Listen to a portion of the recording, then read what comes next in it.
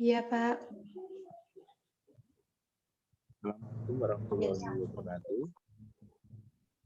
Waalaikumsalam warahmatullahi wabarakatuh. Waalaikumsalam warahmatullahi wabarakatuh. Alhamdulillah teman-teman semuanya, pada siang hari ini kita bisa bertemu kuliah dalam perkuliahan Zoom di pertemuan ke-9. Seharusnya memang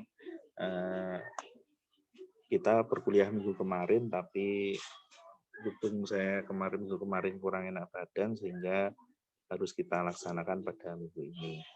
Sebelum mulai perkuliahan kita, marilah kita berdoa terlebih dahulu supaya apa yang kita pelajari hari ini bisa memberikan manfaat bagi kita semuanya dan kita diberikan kelancaran dan kemudahan dalam proses belajar kali ini. Berdoa dipersilakan.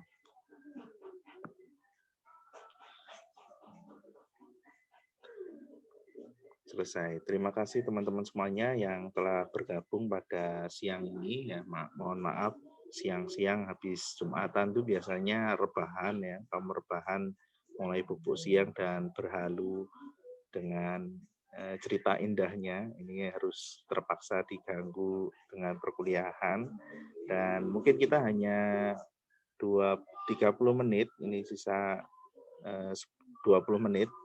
Nanti selebihnya teman-teman bisa belajar secara mandiri, secara online di e-learning, karena sudah saya masukkan semuanya materinya di sana, tinggal nanti teman-teman mempelajari kembali. Ya. Jadi di e-learning sudah saya masukkan semua materi dan video dan contohnya. Hari ini kita akan membahas sebenarnya ini teman-teman. Kita akan membahas seputar tentang penilaian. Nah, penilaian dalam pendidikan kewarganegaraan di jenjang MISD ini agak berbeda ya, karena memang pada KI 1 yang menjadi pembeda yaitu di KI 1 dan KI 2 itu mengharuskan melakukan penilaian, berbeda dengan di mapel yang lain. Nah, apa saja nanti yang menjadi pembeda, nanti teman-teman akan kita bahas untuk penilaian sikap itu di minggu depan ya. Di minggu ini kita akan lebih fokus kepada penilaian penilaian pengetahuan ya, ranah pengetahuan. Kenapa? Karena kita perlu membahas terlebih dahulu supaya jelas dan lengkap ya tentang bagaimana sebenarnya proses penyusunan soal mapel PPKN berbasiskan high quality thinking skill pada jenjang MI dan sekolah dasar. Nah, salah satu alasan kenapa perlu kita melakukan pembelajaran atau penilaian, pengukuran melalui high quality thinking skill karena ya banyak sekali temuan yang mengungkapkan bahwa banyak yang masih belum paham tentang bagaimana sebenarnya mengukur kompetensi siswa dengan menggunakan high quality thinking skill. Karena memang high quality thinking skill ini adalah kemampuan yang dibutuhkan pada abad 21. Mungkin teman-teman juga sudah memahaminya dan sudah pernah mendapatkan di mata kuliah evaluasi pembelajaran maupun dari dosen-dosen yang lain tentang mana sebenarnya kecakapan abad 21, kemudian bagaimana hasil PISA yang dilakukan dan menunjukkan bahwa Indonesia ini memang membutuhkan suatu peningkatan kualitas pendidikan, salah satunya melalui penggunaan high quality thinking skill. Saya tidak perlu menjelaskan secara detail karena teman-teman sudah memahami. Kita akan lebih mengingat sedikit-sedikit ya tentang high quality thinking skill itu apa, kemudian nanti kita lebih pada contohnya ya. Nah, seperti yang teman-teman sudah pernah dapat bahwa high quality thinking skill ini memang berpacu atau berpedoman kepada tabel of thinking ya, bagaimana pemikiran yang diungkapkan oleh Bloom maupun muridnya Anderson dan ini ya, tentang bagaimana mengajak siswa kita untuk melakukan berpikir tingkat tinggi. Nah, apalagi dengan PPKN yang selalu identik dengan bagaimana mengajak siswa supaya menjadi warga negara yang berpikir kritis, kreatif, mampu memecahkan masalah, membuat keputusan. Ini adalah skill-skill yang harusnya diasah juga dalam pendidikan kewarganegaraan di jenjang ini, karena mereka nanti akan menjadi seorang warga negara. Tentu hal ini perlu kita latihkan ya kepada siswa kita nanti. Ini saya tidak perlu mengulas, nanti teman-teman bisa membaca secara mandiri di e-learning ya. Saya lebih pada bagaimana nanti soal yang akan kita kembangkan. Karena high order thinking skill adalah nanti kita lebih pada ranah C5, C4, C5, dan C6.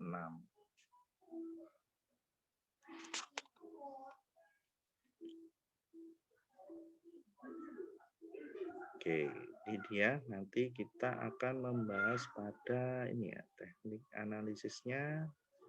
Teman-teman mungkin sudah memahami di ya, ini alur pembuatan soal. Ya, jadi bagaimana kita mengembangkan soal ini sebenarnya mulai dari SKL ya, atau standar kompetensi lulusan. Yang ini adalah ranahnya sekolah. Jadi bagaimana kualitas suatu sekolah itu siswanya bagus atau tidak, itu dari capaian dari SKL-nya. Apakah siswanya mampu mencapai SKL yang ada.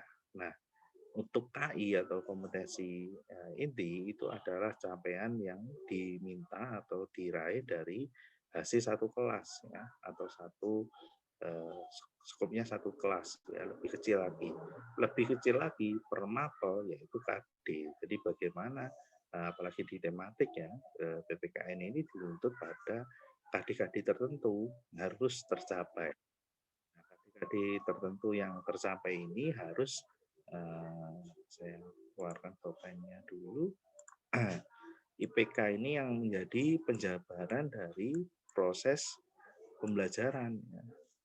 Nah, pembelajaran inilah yang nanti menentukan pembelajarannya mau menggunakan metode apa, menggunakan media apa, mau menggunakan bahan apa, itu IPK yang menjadi acuan. Nah, bagaimana proses pembelajaran yang dilakukan ini atau sesuai dengan kompetensi dasar ya, jadi sesuai tidak dengan kompetensi dasar, maka perlu dilakukan sebuah pengukuran atau penilaian, ya, di mana penilaian ini mengganti indikator. Ya, jadi indikator IPK dengan indikator soal itu berbeda. Nanti kita akan lihat bagaimana cara proses pembuatan dari indikator. Nah, indikator inilah yang nanti menentukan apakah proses pembelajaran yang dilaksanakan sesuai dengan KD maupun sesuai dengan KI ataupun sesuai dengan SKL. Ini yang menjadi tumpuan utamanya. Jadi bagaimana proses ini berhasil atau tidak, indikatornya inilah. Ya, jadi misalnya kita membuat sebuah cangkul, ya, definisi cangkul itu kan gagangnya dari kayu, kemudian ujungnya dari besi, harus lancip, ya, harus dimodel sedemikian rupa sehingga mudah dipegang. Itu adalah indikator. Jadi sama seperti kita membuat soal, harus ada kriteria atau indikator yang kita tentukan dalam membuatnya. Kemudian kita ke bagaimana penyusunan dari instrumen soal. Soal itu disebut instrumen ya. Jadi instrumen soal. Instrumen soal itu turunan dari kompetensi dasar, ya, kemudian dikembangkan menjadi kita analisis ya, apakah kompetensi dasar ini loss atau host. Nah, dari mana kita menentukan loss dan host? Seperti yang saya sampaikan dulu pada mata kuliah pengembangan materi, kita lihat dari KKO-nya. Dari KKO, dari KD-nya ini apa? baru kita bisa mengembangkan menjadi sebuah indikator. Sebuah indikator yang nanti akan turun menjadi sebuah kisi-kisi. Nah, kisi-kisi ini nanti akan dibantu dalam pembuatannya berupa form. Ya. Jadi form inilah yang membantu kita dalam mengembangkan kisi-kisi soal. Baru kita nanti merumuskan namanya stimulus. Jadi soal high order thinking skill itu selalu ada stimulus.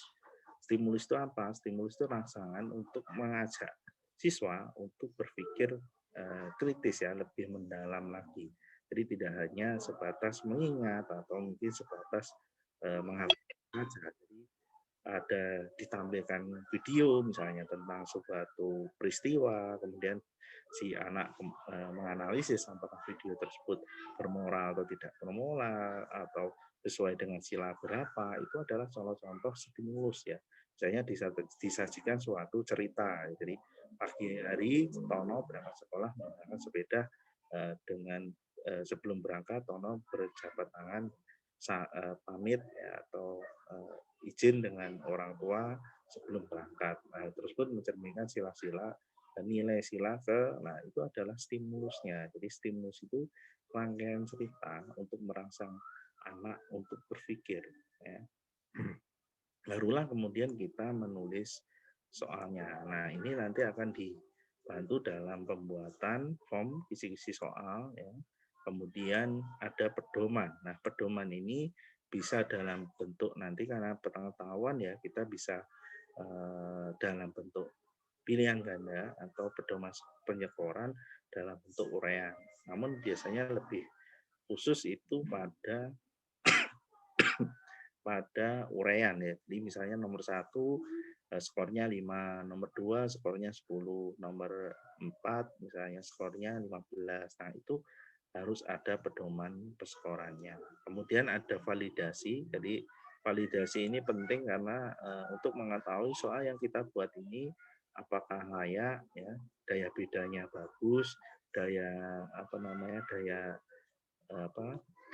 daya terkait kecohnya bagus ya. Jadi siswa banyak yang terkecoh dengan pilihan yang ada. Misalnya kalau kita menggunakan soal pilihan ganda itu kita validasi ya. Kita validasi apakah soalnya ini sesuai dengan kompetensi dasar. Nah, kalau belum baru kita perbaiki. Baru sampai nanti tahap final baru kita ujikan kepada siswa. Jadi dalam pembuatan soal itu tidak serta-merta tiba-tiba guru langsung membuat soal, itu tidak. Jadi ada proses rangkaian yang harus dilakukan karena memang ini untuk mengukur apakah tercapai atau belum. Jadi bukan asal kadar ya membuat soal, tidak. Jadi harus betul-betul ada ukurannya dan terpacu sesuai dengan pedoman. Nah, bagaimana kita dalam melakukan pembuatan soal perlu kita perhatikan adalah teman-teman nanti memilih kompetensi dasar apa yang terdapat dalam MOT. Ya, intinya di KKO, teman-teman harus melihat KKO-nya di kata kerja operasional yang paling depan itu apa dan kalimat di belakangnya berbunyi apa, itu yang nanti akan membantu memudahkan teman-teman dalam mengembangkan. Stimulus nanti bagaimana seperti yang saya ceritakan tadi, bagaimana teman-teman bisa menentukan ya, merumuskan indikator level kognitif juga berdasarkan tersebut. Nanti bisa teman-teman pelajari. Kita langsung ke contoh soalnya. Nah, ini contoh soalnya, kita lihat di sini ada sebuah contoh soal, ada sebuah indikator yang membunyikan indikator soal, disajikan data peristiwa terhadap pembinaan persatuan Indonesia. Peserta didik dapat menentukan urutan terjadinya peristiwa tersebut. Nah, di sini ada yang namanya ini stimulus ya. Ini namanya adalah stimulus ya. Stimulusnya ini merangsang siswa untuk melakukan urutan. Nah, di sini adalah inti dari soal tadi. Jadi intinya adalah urutan pembinaan berikut. Jadi siswa diminta mengurut urutannya mana ya yang tepat. Nah, Nah, ini untuk level yang satu, level yang sebenarnya hanya mengidentifikasi ya, C2 sebenarnya. Namun bisa kita buat soal seperti hot ya, karena ada stimulusnya ya, ada inti soalnya yang merangsang siswa untuk berpikir. Oke, kita lanjut ke contoh soal yang kedua. Di contoh soal yang kedua ini adalah soal yang tipikalnya hot, ya, yang benar level C5 ya. Kita lihat di sini ada stimulusnya, ada stimulus, kemudian ada inti soal. Nah, kalau teman-teman lihat bagaimana siswa ini diajarkan tidak hanya pada tentang ini kan namanya kontekstual ya. Kalau teman-teman masih ingat tentang pengembangan materi ya, ada kontekstual, ada aplikatif, ada konseptual ya. Ini kan kontekstual. Tekstual. Ya, karena memang berkaitan dengan kehidupan yang ada di masyarakat. Nah, di bagian sini di pertanyaannya adalah di bagian pertanyaan adalah kontekstual. Konseptual. Nah, jadi bagaimana yang atas ini adalah suatu kontekstual, yang di bagian bawah ini adalah konseptual. Jadi bagaimana pemaduan ya. Bandingkan misalnya hanya soal yang dulu kita buat itu misalnya gini. Sila ketiga disimbolkan dengan gambar. Nah, itu kan hanya merecall ya, atau C1 hanya mengingat. Ya, jadi hanya soalnya tidak ada stimulus, hanya sebuah konseptual saja. Bandingkan dengan ini ya, ada kontekstual, ada konseptual. Ini yang membedakan dari bagaimana pengembangan penilaian yang berbasiskan high order thinking skill. Oke, selanjutnya high order thinking bukan soal yang pasti sulit ya. Jadi identiknya dengan dua tadi. Jadi bagaimana ada dua konsep ya biasanya, atau mungkin tiga konsep ya. Misalnya ada konseptual, kemudian aplikatif ya. Aplikatif itu misalnya siswa diminta mengurutkan proses rangkaian terjadinya peristiwa proklamasi ya, atau mungkin mengurutkan mengurutkan bunyi Sumpah Pemuda, itu misalnya kalau contoh aplikatif. Nah, ini kata-kata yang nanti bisa membantu teman-teman dalam mengembangkan soal ya. Saya lanjutkan ke ini yang akan kita buat teman-teman. Jadi nanti teman-teman di minggu ini ada tugas yaitu membuat soal ranah pengetahuan berupa tes tulis ya. Tes tulis sebenarnya ada banyak kan, ada menjodohkan, ada mencocokkan ya, ada uraian, ada pilihan ganda, ada benar salah, banyak. Cuma yang kita fokuskan ada dua ini karena memang dua ini yang biasanya sering kita gunakan ya. Pertama nanti kita akan membuat soal pilihan ganda yang levelnya C4, C5, dan C6. Jadi C41, C51, C61, uraian juga sama dari C4, C5, dan C6 satu-satu. Dan kelasnya nanti bebas teman-teman mau ngambil kelas berapa, tema berapa, yang penting urut ya nanti. Jadi nanti akan saya jelaskan lebih lanjut. Oke, mulai dari yang pertama. Jadi harus urut. Misalnya teman-teman mengambil KD 3.1.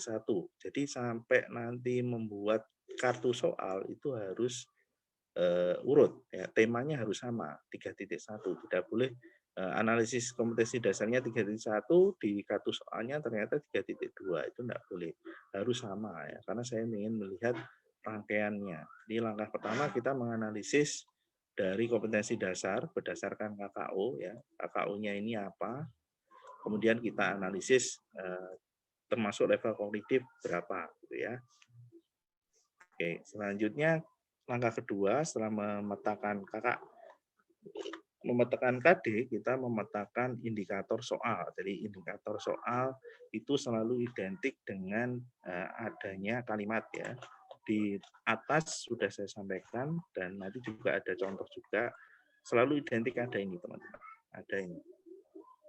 Nah, ada yang namanya stimulus dan apa yang akan diukur. Nah, ini nanti akan ada ya. Jadi ada dua bagian ini. Pasti selalu ada dua bagian ini. Ya, disajikan simbol dan peserta didik membuat ini. Nah, ya ada dua rangkaian. Namanya ada stimulus dan ada ketentuan yang akan diukur itu apa. Ya. Oke, selanjutnya adalah ini pemetaan stimulus. Nah, di pemetaan stimulus inilah yang akan menjadi rangkaian dari indikator tadi yang di atas ya. Disajikan makna simbol-simbol Pancasila, ini dasar stimulusnya. Kemampuan yang dituju adalah menentukan contoh. Ya, jadi siswa itu apa ya? Jadi kemudian langkah berpikirnya sampai di mana ya? Dia memahami. Nah, ini diambil dari mana? Ini diambil dari IPK. Kalau ini diambil dari mana? Ini diambil dari pengembangan dari IPK ini. Ya. Nah, stimulusnya apa? Stimulus ini disajikan berdasarkan kompetensi dasar ini. Setelah KKU ini kan biasanya ada istilahnya, ya. Ada kalimat pendukungnya, makna hubungan. Nah, ini kita bisa jadikan dasar stimulus. Bisa juga kita berbeda ya. Misalnya membuat contoh ya, atau disajikan sebuah cerita, disajikan sebuah berita, disajikan sebuah video tentang apa ya, itu boleh ya. Disajikan sebuah gambar ya, itu boleh, itu dasar stimulusnya. Namun kita juga harus mengacu pada kemampuan apa yang diuji dan tahap berpikir apa yang harus kita lihat. Ini mengacu semua pada kompetensi dasarnya ya. Nah, kemudian di langkah keempat kita membuat sebuah kisi-kisi. Kisi-kisi ini bisa jadi dalam satu kisi-kisi ada bentuk tes pilihan ganda, dan urean. Ya, bisa jadi bermacam-macam, apalagi AKM ya, asesmen kompetensi minimum, itu bisa jadi dalam satu ulangan itu terdiri dari pilihan ganda 5, kemudian urean 2, benar salah 4 ya, kemudian menjodohkan 3, itu bisa jadi dalam satu ulangan itu bermacam-macam atau beragam bentuk soal atau bentuk tesnya. Nah, ini nomornya, nomor soal, nomor berapa, kemudian indikator soal yang sudah dibuat tadi dimasukkan ke dalam sini, ini adalah kisi-kisinya. Nah, ini adalah satu soal. Nah, ini yang akan menjadi racuan kita ya. Di dalamnya ada kompetensi, materi, indikator ya, ada kunci jawaban, kemudian ada stimulusnya ya. Jadi stimulusnya apa dan intinya apa, inti soalnya ya. Dan di sini ada levelnya, C-nya C berapa, kemudian KKU-nya apa ya. Kemudian ada buku sumber. Oke. Di soal yang kedua juga sama, ini levelnya C5 ya, lebih tinggi. Bagaimana ada sebuah narasi dan bagaimana inti soal mengajak siswa untuk menilai cerita yang ada di stimulusnya. Nah, ini contoh untuk soal yang bentuknya urean ya. Misalnya disajikan sebuah cerita dan inti soalnya meminta untuk cerminan apa yang ada di dalam soal tersebut atau dalam cerita tersebut. Ini adalah level untuk C2 ya, untuk mengidentifikasi dari cerita yang ada, dari kontekstual yang ada dikaji dengan konsep ya. Jadi ada teori dan fakta. Teorinya apa, faktanya apa, atau faktanya apa, teorinya apa. Nah, itu adalah langkah-langkah dalam perumusan pembuatan instrumen soal. Ada 5 tahap yang harus teman-teman kembangkan dan nanti semuanya sudah saya masukkan di dalam e-learning ya. Di dalam e-learning ini sudah ada video-video ya, mulai dari pembuatan, report, nanti teman-teman bisa mempelajari dan video ini nanti juga akan saya masukkan di sini. Jadi teman-teman nanti akan bisa melihat juga mungkin yang tadi putus-putus atau sinyalnya jelek gitu ya. Nanti bisa mengulang kembali. Dan di bagian ini ada tugas di mana tugasnya nanti teman-teman adalah membuat soal seperti yang saya ceritakan tadi, yaitu membuat soal 6 soal. Jadi ada 2 tipe soal, masing-masing tipe itu ya itu membuat 3. Ya, tipe pilihan ganda dan tipe uraian. Ya. Tipe pilihan ganda 3 soal terdiri dari C4, C5, C6 dan 3 soal lagi berbentuk uraian dengan kategori C4, C5, dan C6. Di sini teman-teman harus membuat dari atas ya, mulai dari analisis kompetensi, indikator soal, stimulus, kisi-kisi ya. Setelah itu membuat kartu soalnya. Ya, di sini sudah ada formatnya, teman-teman tinggal mendownload dan mengisi saja. Kemudian nanti dikumpulkannya dijadikan satu ya. Jadi bukan terpisah-pisah seperti ini, tapi dijadikan satu dalam bentuk PDF. Ya. Oke, sampai di sini teman-teman. Mungkin ada yang kurang jelas atau saya terlalu cepat, ada yang bingung, silahkan ditanyakan. Mumpung masih ada waktu, mungkin sekitar 5 menit. Silahkan kalau ada pertanyaan saya buka. Pak, saya pengen tanya. Monggo, silahkan. Itu mengenai tadi penugasan. Ya. Itu jadi kita diminta untuk membuat soal karena pengetahuan setiap kompetensi dasar itu 3 soal gitu Pak. C1, C4, C5, C6. Ya, jadi teman-teman nyari di kompetensi dasar di buku guru atau buku siswa, cari satu saja di tema apa, di kelas berapa terserah, cari satu KD saja, terus dikembangkan dalam bentuk misalnya pilihan ganda. Ya, pilihan ganda 3 soal, yang satu itu C4, satu C5, satu C6. Nah, buat lagi, nyari lagi, KD lagi yang lain, kemudian dibuat lagi soal dalam bentuk uraian, 3 lagi. Atau 1 KD untuk 2 pilihan ganda dan uraian, monggo. Ya, jadi bebas, yang penting harus sama dalam misalnya memilih KD pilihan ganda menggunakan KD 3.2 misalnya di kelas 4 semester 1 berarti harus sama sampai 3 soal itu harus sama. Nah, pilihan ganda uraiannya boleh berbeda KD-nya. Di kelas yang berbeda boleh. Ya. Itu. Udah, paham ya?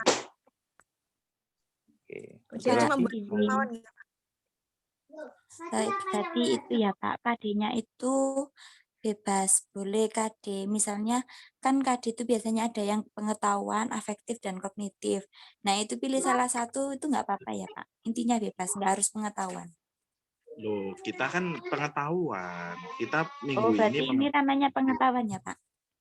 Iya, kita minggu ini pengetahuan dulu. Pak.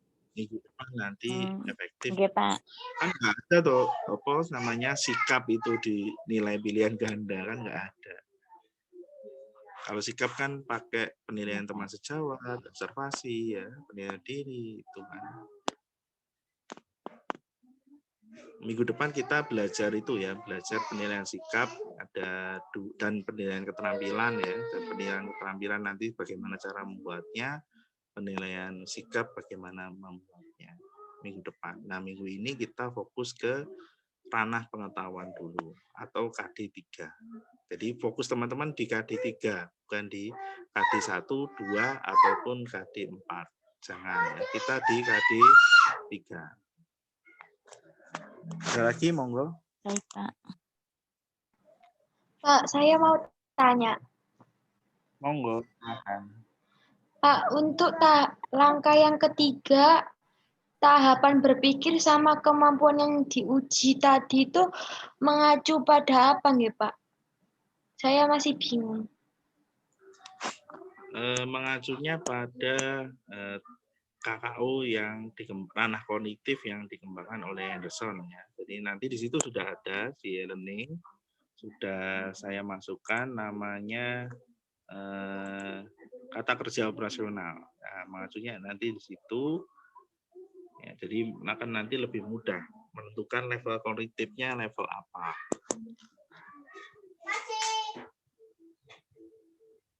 Baik, Pak. Terima kasih, Pak. Oke, nanti teman-teman kalau ada pertanyaan, kalau waktunya tiba-tiba habis terputus, nanti bisa melalui WA ya, dan saya menyediakan sesi konsultasi 24 jam selama 7 hari non-stop. Silakan kalau ada kebingungan ataupun kesulitan dalam membuat soalnya. Silakan lagi kalau ada, mumpung belum terputus secara tiba-tiba.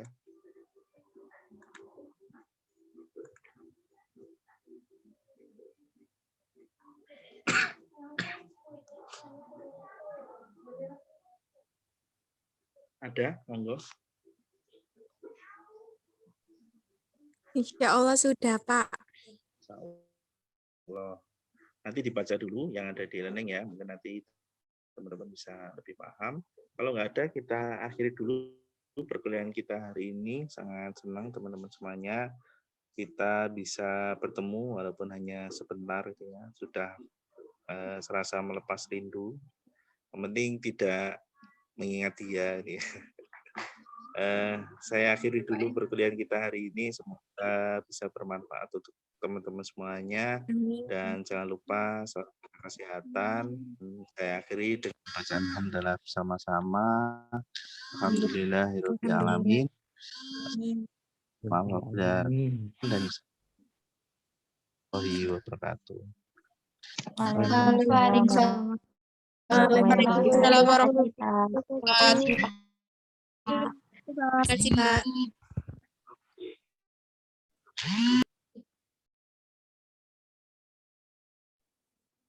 Pak, tugasnya itu dikumpulin di e-learning.